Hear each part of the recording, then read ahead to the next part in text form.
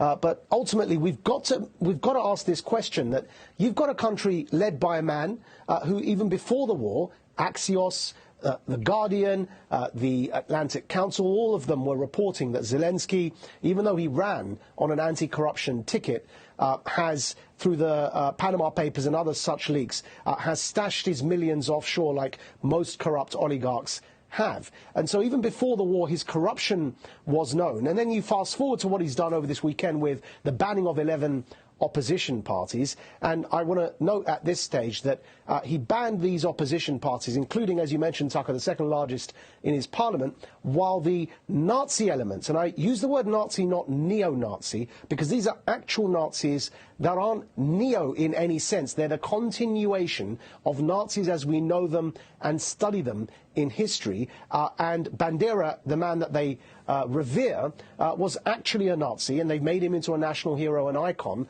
The Nazis in Ukraine have not been banned by Zelensky. And so this is a very interesting point, that you've got a man that we're hailing as a democratic icon who's fighting for freedom and democracy in our way of life, banning all opposition parties, controlling through the state the media narrative, while refusing not only to ban Nazis, but having, after not banning them, incorporated them into his state as a battalion, formally serves in the Ukrainian National Guard. Now, people say to that in response, yeah, but Majid, there are racists in every country.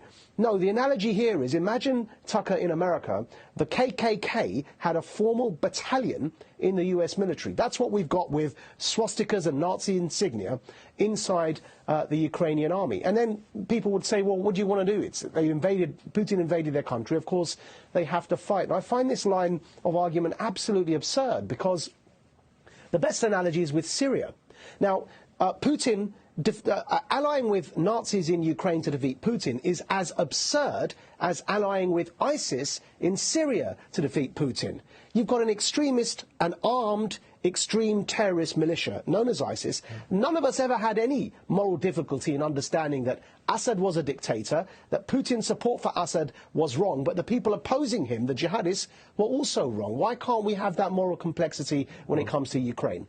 And keep the UK, and particularly the United States, my country, free. If you're for freedom in Ukraine, you can't try and shut down honest questions in this country or punish people for telling the truth. It's super simple, I would say. You are telling the truth. I'm grateful that you are, and Godspeed as you do.